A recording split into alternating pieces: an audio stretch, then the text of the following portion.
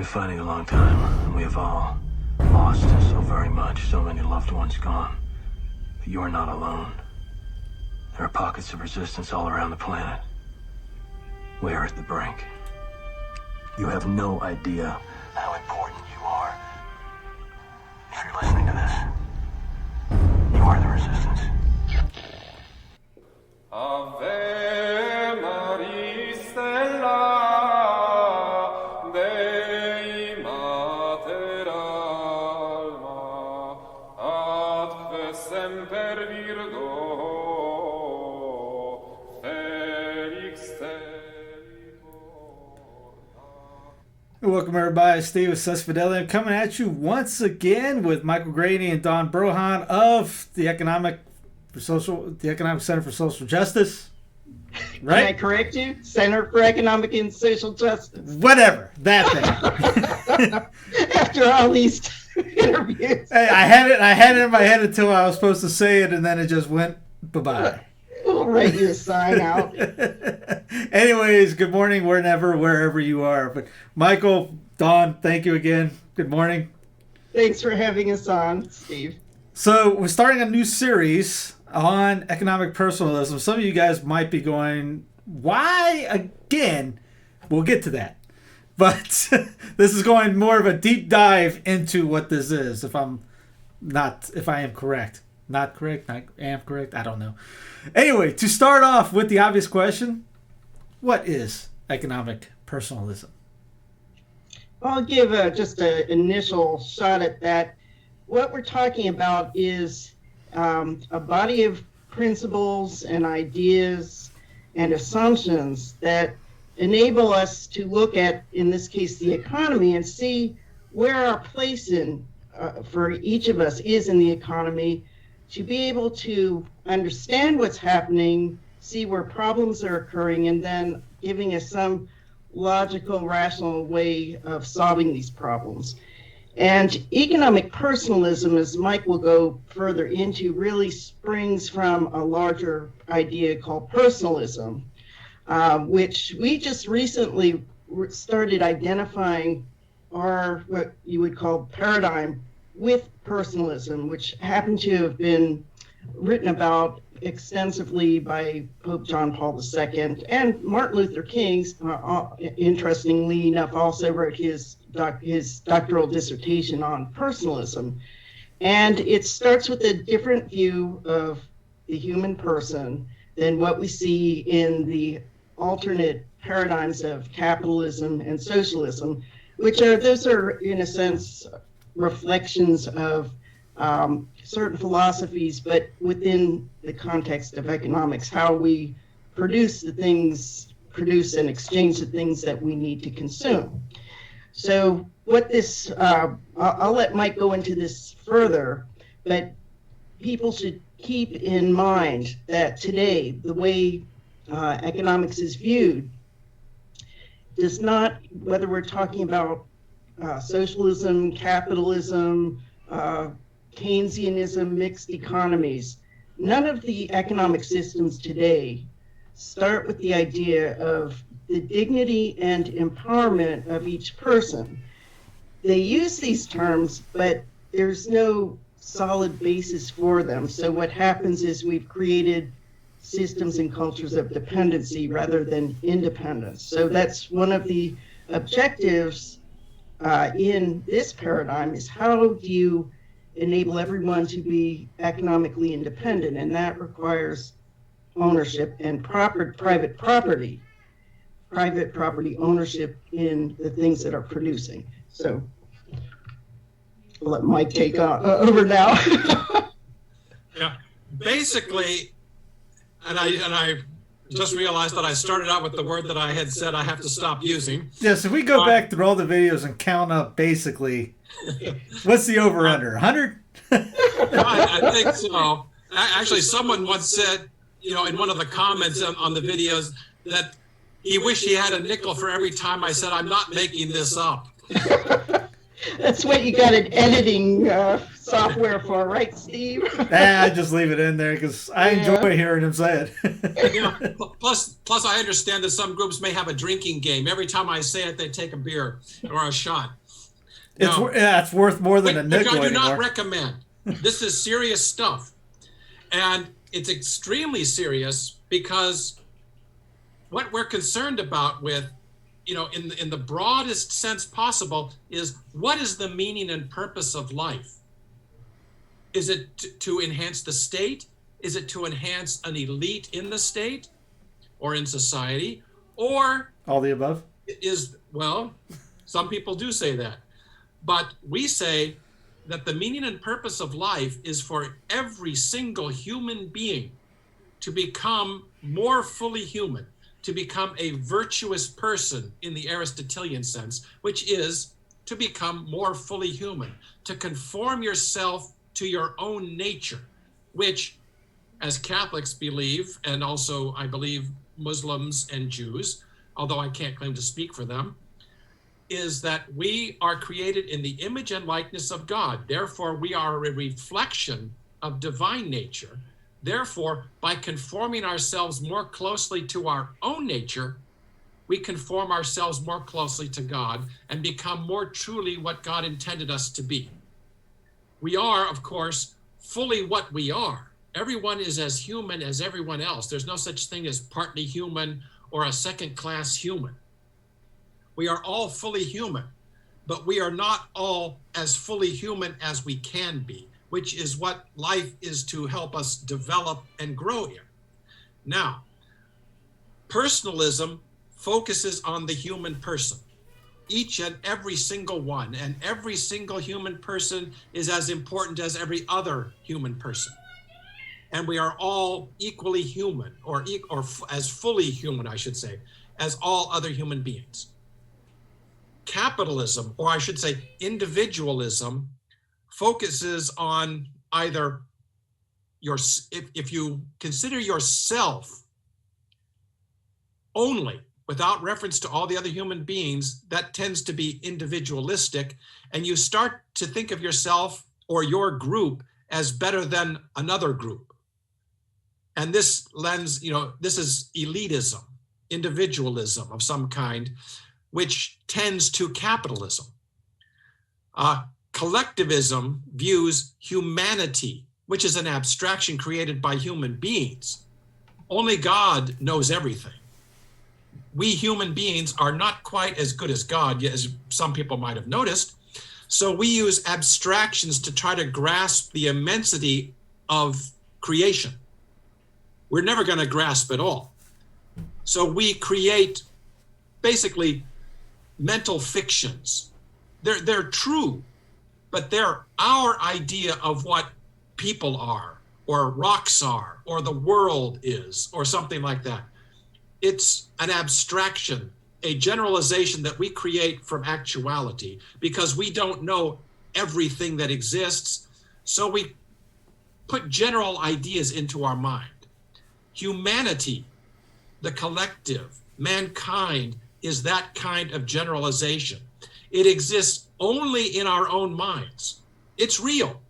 Ideas are real, but they're not real in the same way that reality, actuality is real, created by God. We create abstractions. God creates actuality. So, but what the collectivists do is assume that this abstraction called the collective or humanity or mankind or society or the state is greater than actual human beings. Thus, The Borg. and this goes to socialism. Now, a good way of summarizing socialism is the abolition of private property in capital, or but that's a very quick summarization, and it assumes that you understand what property is and what people are and what rights are and all that. Because a better way of understanding socialism, which does not contradict the abolition of private property, is that the collective has rights that actual human beings do not have. Which means that the socialist who says, oh, but under this type of socialism, we can own. Only because the state says you can. It finds it expedient. It is not recognized as a right inherent in a human being and in every single human being. For example, Monsignor John A. Ryan tried to claim in his doctoral thesis in 1906, A Living Wage, that private property is a natural right, but it's not like other natural rights. It can be taken away. Well, then it's not a natural right. You just contradicted yourself. You cannot have a contradiction because that is the fundamental principle of Thomist and Aristotelian philosophy. You cannot contradict. That's the best way to put it. Now, what happens is that collectivism tends to socialism, elitism or individualism tends to capitalism, but economic personalism tends to what we call, personalism tends to what we call economic personalism. It sounds a little bit, repetitive, but it's the best we've come up with, I think. I do think that economic personalism is the best term for what we're talking about, which means that economic activity, all the institutions of the economy, and of course, by extension, all the institutions of civil, religious, and domestic society are directed toward the good of the human person, not the good of the elite, not the good of the collective, not the good of the state, but the human person. If anything materially harms the interests of a single human person or inhibits or prevents a single human person from participating to the fullest possible extent in the institutions of society, especially in what we're talking about, the economic common good, the market or an institution such as money and credit, which is critical, or the ability to be productive through labor or ownership of capital, then it is not personalist and it should be corrected through acts of social justice. So, in a sense, economics as if people mattered. Yes. In other words, the title that E.F. Schumacher took for his book, which was socialist, and then he redefined private property, redefined society, redefined everything else. Schumacher was a member of the inner circle of the Fabian Society. So, and it's a wonder why his book was taken as a virtual economic Bible by so many Catholics and cited in the U.S. Bishop's pastoral on the economy, economic justice for all. It's socialism.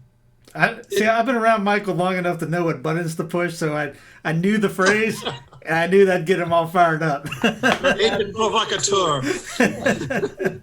So I want to just make a quick comment here, because most people, when they hear the word economics, go to sleep. It's not what they want to do on a Friday night, right? Talk about economics. But really, we see that it's how you address the most basic needs of human beings, that all human beings need to eat. All human beings need to sleep and hopefully under some kind of shelter so they don't freeze to death. They're just basic things for your survival that are essential to every person. I don't care if it's Bill Gates or me or you or someone who's having to live on the street. We all have basic needs. And I think Bill could use a week on the streets right now. Yeah, right. That would be interesting. Someone ought to do a reality show with him, just really putting him out there with nothing but his clothes and no credit cards. But then you have to look at what else do we need? We want a sense of security so that it's not just survival from moment to moment, but we can have a sense that, okay, certain things are there and I can go and do some other things other than worrying constantly about, whether everything's going to run out. So, and then beyond those, you have needs to belong, needs of belonging. And you can see, for example, where people go into gangs, it's generally because they feel somewhat isolated all by themselves, that they don't have a group that values them. And so they look for that kind of affirmation and companionship, and unfortunately it can go in a bad direction. but that's reflecting their human need for sort of being in some kind of a group that jives with them. And then you start looking beyond that and these ideas of recognition, and there are certain social needs that people have. And I think in terms of understanding how we depend on each other and depend on things called institutions, that's starting to move into higher levels of what human beings need. And we would finally say the very highest level, the one under Maslow, he said self-actualization, which could also be interpreted as becoming everything you can be, or approaching that, developing as a human being, becoming more virtuous. And we would say even above that, that just stopping at our own good is not sufficient. We really also, we need other people. We need to create ways for people to live and interact in a beneficial way. And so the idea of the common good, in the way we're interpreting it, which reflects, I believe, Pope Pius XI and Father William Ferry, is that the common good isn't just this amorphous, this amorphous abstract thing, in the sense that no one can really say what it is, or it just means all these good things that are out there that we should each have a claim to. It was defined by Father Freeheed. That's where I first learned of this specific definition, that it's really a network of all these social inventions called institutions, which the state is a social tool, our money system is a social tool, our tax system. They're supposed to serve specific needs. This tax system isn't there just to, be a big pain around everyone's, or big rock around everyone's neck. It is supposed to be the way we pay for the legitimate costs of government, which also the government isn't just there, in order to take away our liberty. The government, it was supposed to be the instrument which protects our basic human rights for each of us, life, liberty, and what George Mason pointed out in the Virginia Declaration of Right, with the means of acquiring and possessing property. And by that, it's productive property in order to pursue human happiness. That's our development as human beings. So then the question is, going back to economics, which we see as just one, really the most basic part of our existence, but it's there we're concerned with that throughout most of our lives, is fulfilling our economic needs. And we think that there's a way that we can open up opportunities for people to really start developing their higher pursuits. And they can only do that if they have economic independence. And then you ask, where does that come from? And the problem with the present systems, whether you're talking capitalism or socialism, is that under those systems, it's assumed that the way the ordinary person earns a living is by getting a job and getting paid a wage or salary. Or if they can't do that, you have the government step in, take from those who are producing and redistribute it to those who are not or cannot. So that doesn't leave anyone really independent.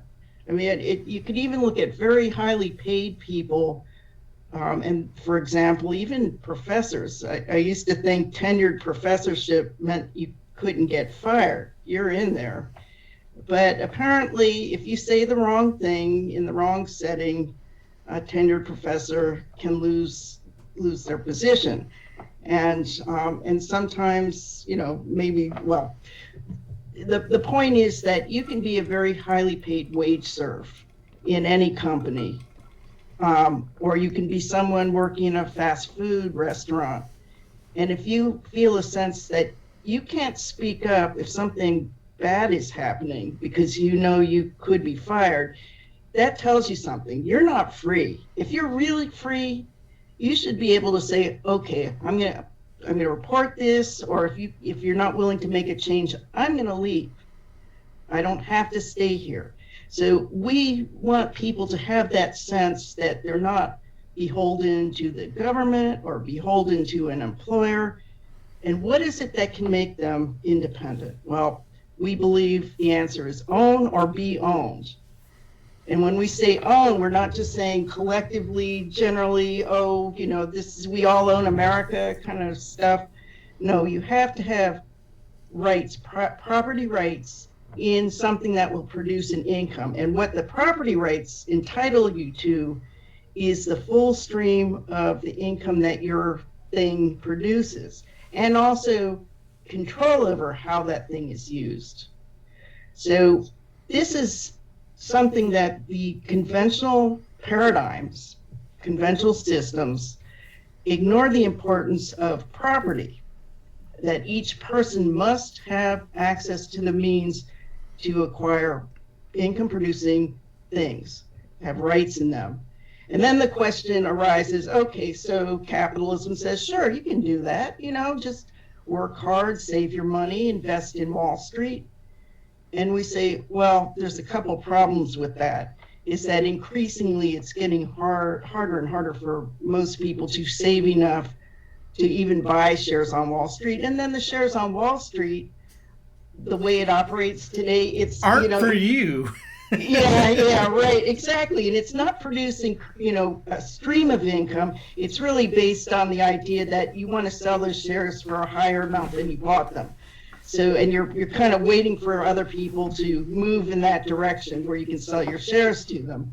But we're talking about actually, it's like owning a business, or owning, if you're Bill Gates, you own shares in your company, which as the whole company produces, that's entitling you to the income from those shares that you own, and supposedly the right to vote those shares, generally, you know, to determine who will be on the board of directors to represent you in the company.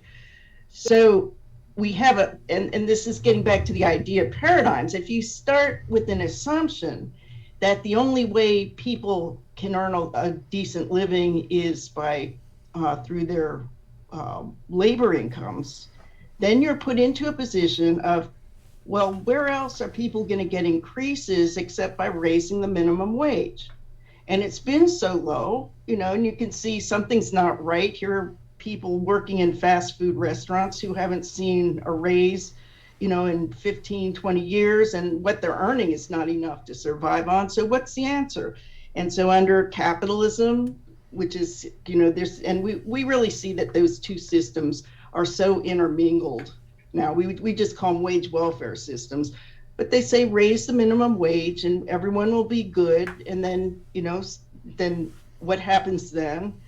Well, the employers are going to have to take that increase in cost into account when they price their products. So, you know, there's a good chance it's going to raise the prices of things. Or they can say, okay, well, I'm just going to wait a little bit because I've heard there's this new machine that comes out and it's going to replace 50 of the people who work here. It's going to be cheaper, you know. So that doesn't solve the problem. So what we're saying is, why not enable every person to be able to purchase and own and get the income from the new technologies that are going to replace their jobs? And it's, you know, it's not so bad losing a crappy job if you're able to earn a dividend income and do the kind of work you really love, which may and should be eventually the work that you would do for free because it's important work. I mean, priests aren't going into what they do because they think they're going to become billionaires. Okay, so they're able to disconnect themselves from worrying every day about whether they're going to put. I heard this line once: freedom sounds good. People like using it, but the actual practice of it, they're not really care much for. It's kind of like freedom is scary. People want it, but when they say, "All right, time to apply it," not really. Yeah, and you know, oh, sorry, Mike. Oh, I was going to throw in one of my Latin bits here. It's like, as Seneca said 2,000 years ago, slavery holds many men fast, but many more hold fast to slavery. He wasn't talking about, simple chattel slavery. He was talking about the people who sought to be, protected and taken care of. And it's a very great danger, especially in a free society, that people will quickly surrender their freedom if they think that they can get something by doing so. And then it usually ends up that they don't get what they were after anyway. Yeah, and I think you can also see along that vein, a quote attributed to Harriet Tubman, and that was, "I freed 1,000 slaves. I would have freed 1,000 more, but they didn't recognize that they were slaves." So that's another problem, is that in even getting people to understand what economic personalism is different and what it would mean to their lives, it's at this point, as long as people feel secure in the way that things are working right now, even though it's like a sinking ship, they're not going to even consider getting into rowboats, until it's, the water lines up to their neck. And so, and what is that refer to? It's, really how technology, the pace of how it's improving to the point where, you have artificial intelligence, which will think a lot faster than most of us. You'll have robotics, which will be far stronger and, able to work for longer hours without getting sick. You're going to have all these things which are supposed to replace the amount of human labor. I mean, that's a good thing, or it could be a good thing. Kind of like street lights were to the traffic cops. Technology eliminated that job, which ended up opening up other jobs. Yeah, and and the thing is, that's correct. It will open up new jobs, and people. It's like moving from the horse and buggy to, okay, now we have cars. So it eliminated, those former jobs, but now it opens up, car manufacturing jobs. But now we're moving towards robotics, where you hardly have anyone on the shop floor who's actually, most of the construction is done by the robots on assembly lines. And we're not talking about what Schwab's talking about, was eliminating everyone's work and just giving you a UBI to sit there and play tiddlywinks all day. This is actually doing something else, right? Yeah. And the effect of technology has been known for a couple hundred years. Jean-Baptiste Say, more noted for Say's law of markets, which he didn't actually invent, but he articulated it best, and Charles Babbage and others like that in the early 19th century. The purpose of technology and the effect of technology is to take human labor out of the productive process and replace it with technology, which is faster, more efficient, and cheaper. Now, as Harold Moulton, whose book we republished, The Formation of Capital, some years ago, a very important book, but that's not the point here. The point here is that Moulton looked at the advancing technology and saw how up to a point it did create new jobs after replacing older jobs, but only up to a point. He figured that at some point technology would advance at such a rate that it would replace more jobs than it created. He thought that the turning point would come sometime about the mid-1980s.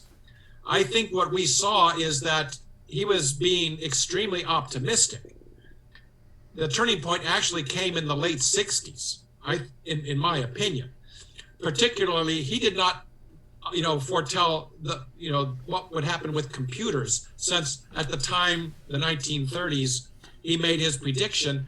He had no idea what a computer was and what it could do. Yeah, DARPA wasn't around then. Yeah.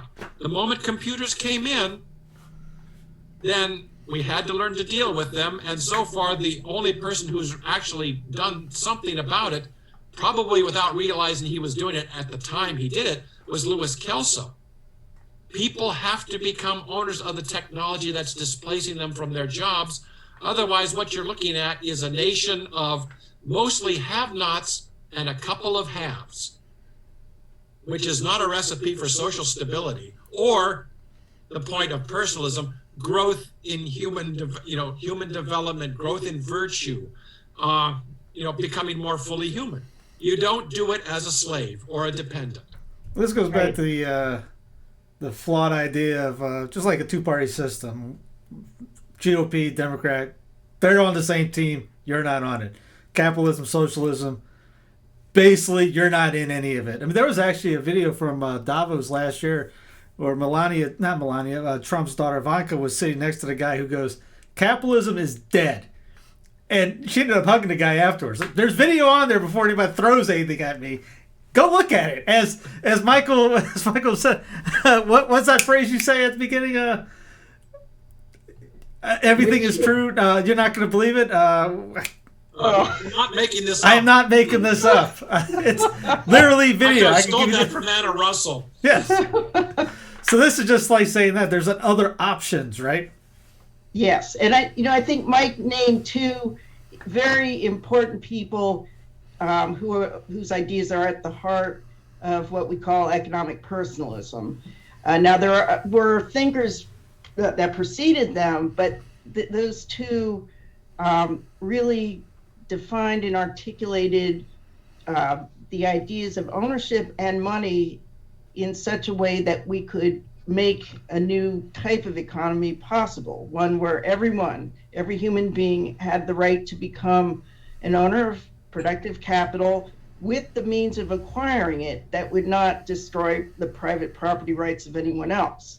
Because it's one thing to say, for example, with some of the proposals that we hear that, okay, we acknowledge that advanced technology is displacing jobs more quickly than we ever anticipated, and there's going to be a huge this gap between the haves and have-nots is only going to get wider more quickly.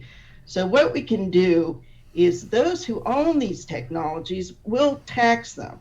Okay, we'll determine whatever amount it is, then per person will determine how much of those tax dollars get distributed to each person, including the people who are taxed, in order to create this abundance that would be spread out amongst everyone. Well, the problem with that is that you're not, number one, making the other people productive, because one assumption in our paradigm is that you can be productive in two ways. One is through your labor of any type, whether it's manual, intellectual, entrepreneurial, or whatever. It's coming out of you. You're giving that input. The other is through ownership of the tools. You could be an owner of a tractor, and maybe you're not able to use it, but you let a company use that tool, and they're able to produce a lot more than people with shovels, for example. So you can contribute capital, and that will be part of the mix that creates the goods and services that will be sold. So what we have then a disconnect between people being productive and what is being produced, who is producing it, and how the incomes from what's produced get distributed. It gets so darn complicated. You just get everyone into the whole mix, government and unions. And by the way, unions, we would say, were an essential social tool that was developed to protect the rights of working people who by themselves would be easy prey for people with economic power. And so, but the problem was the unions are trapped in the wage welfare system. So they keep asking for the sorts of things that help make our products more expensive to produce in this country. And so that's one reason jobs go overseas or jobs get replaced by technology. So that in it, we have to rethink unions.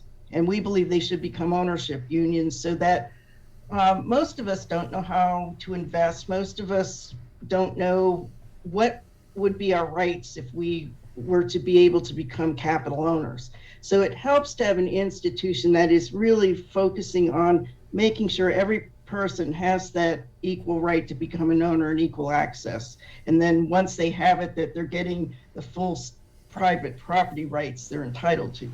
But in any case, going back to this solution of having very wealthy people pay out a certain amount so everyone else can be getting a portion of the incomes that they've generated.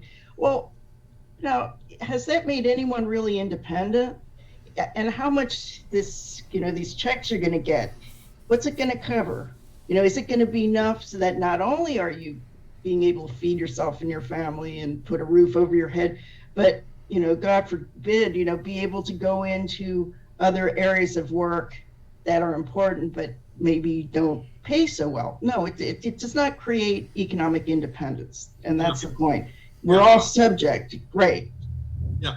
As Don was pointing out, and ironically, in their last debate in 1927, George Bernard Shaw and G.K. Chesterton addressed this exact same situation in almost exactly the same words.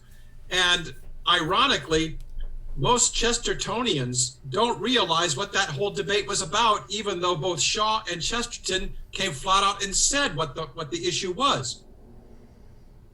Shaw insisted that the only thing you needed to talk about was income because nothing other than income existed. If you can just get income to people, you will solve all the world's problems. It doesn't matter how you get it to them, just do it.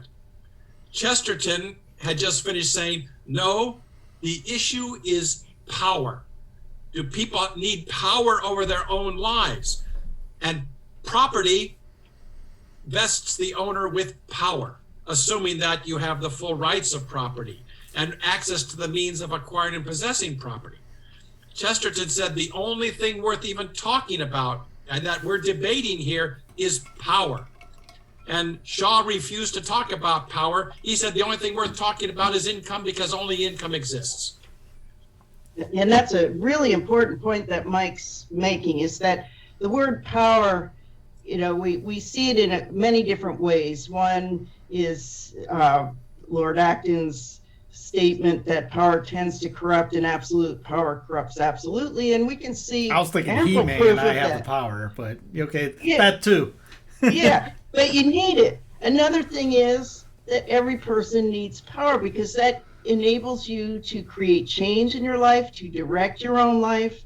If you don't have it, someone else has power over you. Well, you're their slave, basically.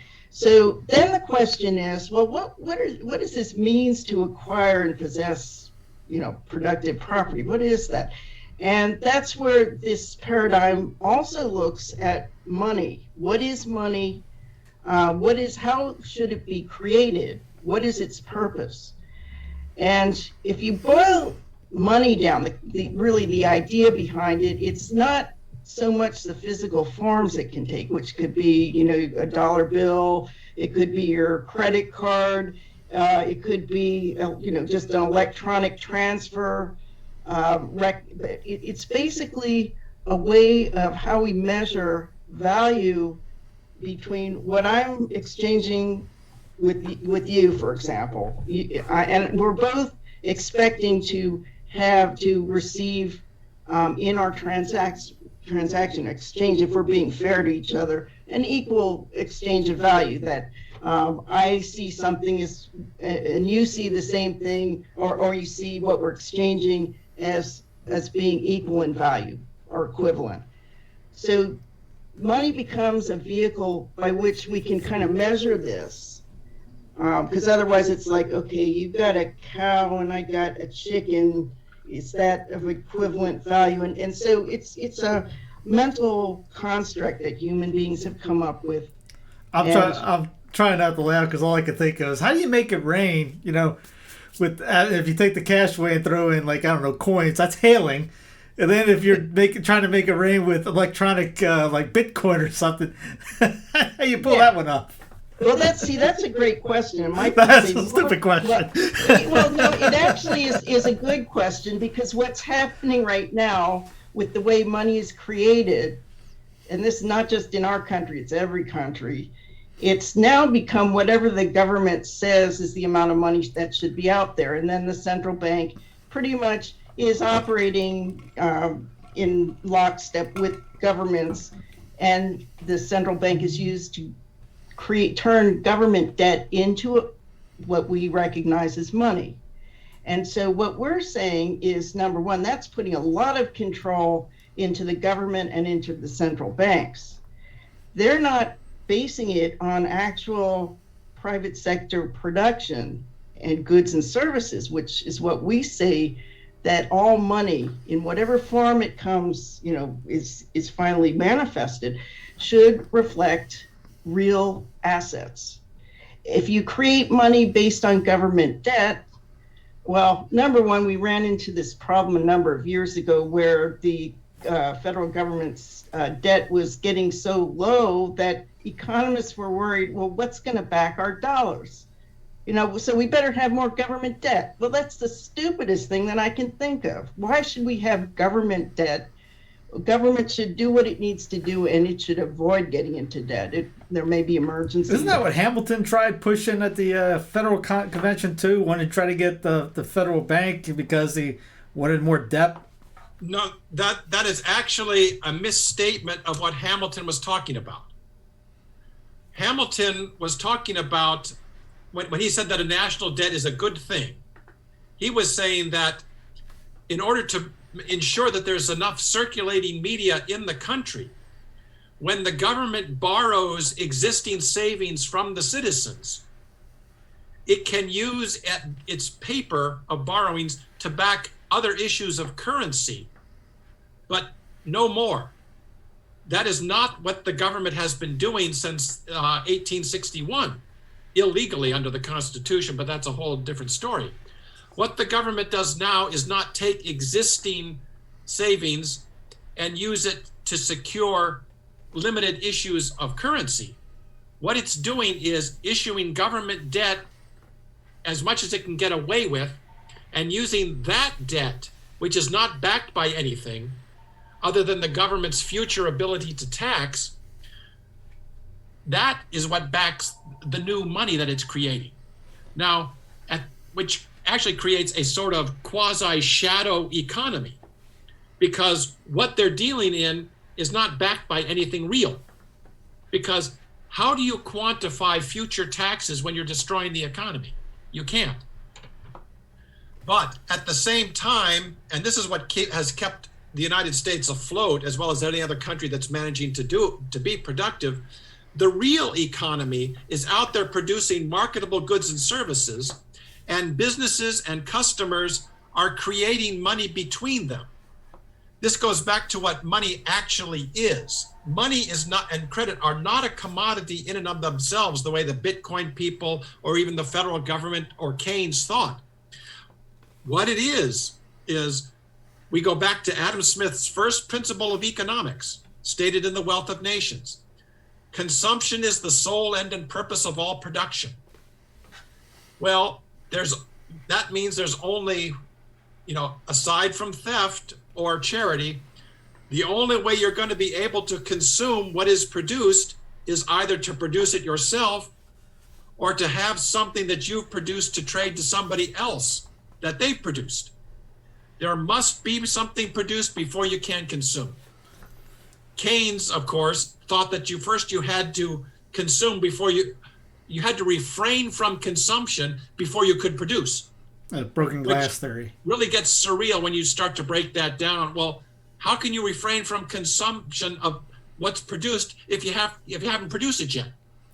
But anyway, what Jean-Baptiste Say did was using Smith's principle as a starting point, say that the mechanism by means of which I exchange what I produce for what you produce is called money.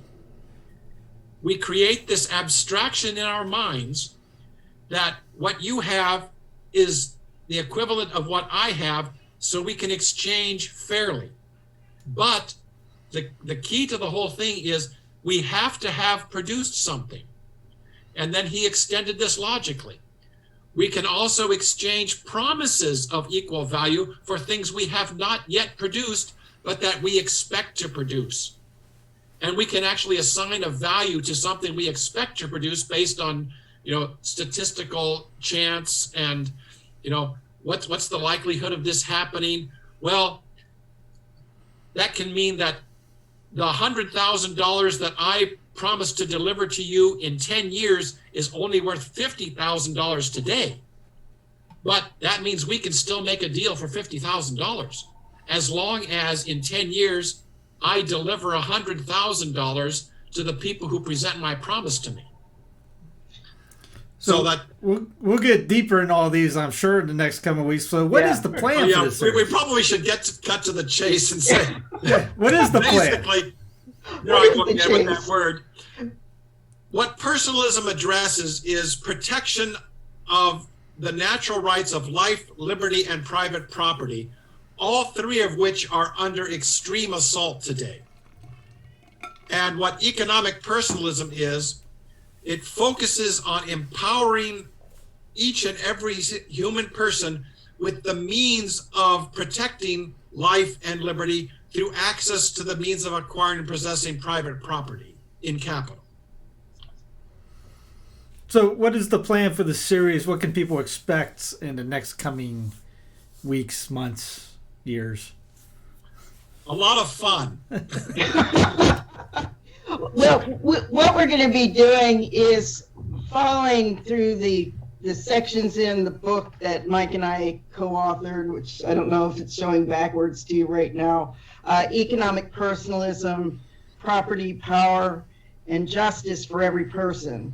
And what it will do is present some of the historical background of how this idea became labeled the way we labeled it. Because as far as we know, there have been some uses of the term economic personalism, but not exactly in the way that we are, because they don't address ownership as fundamental to human freedom.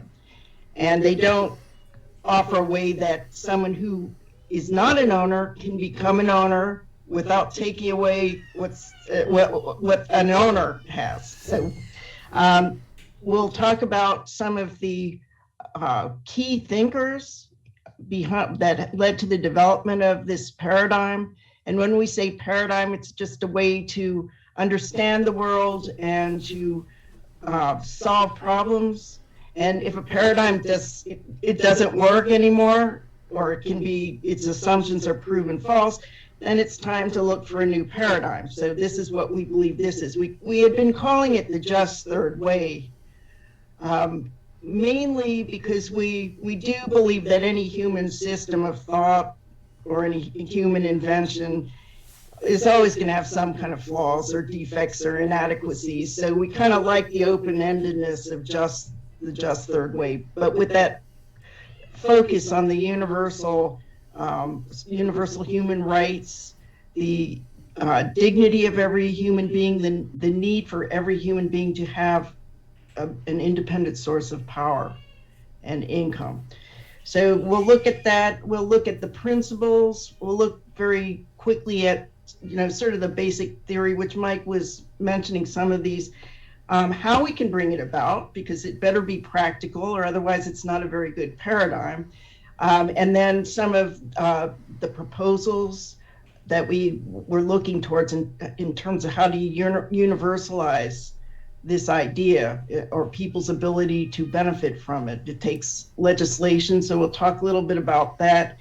And we're also looking at the role of a global communicator in helping get this idea, which is competing with many, many ideas, which are, being spread by people with a lot more resources than we have. We have a great, powerful idea, but frankly, we don't have a lot of power in terms of human beings helping us communicate this. We don't have billions of dollars, so we could hire the people to help communicate it. So therefore, why did we write this book for a particular audience? And as we'll get into that, but I think what's key is that within Catholic social teachings, there was this core element of social justice, what that means, the focus on the human person, that then leads very naturally to, well, how do you address the most basic needs of every human being? So, and what we would ask of, in this particular case, Pope Francis, what could Pope Francis do? to help spread this idea.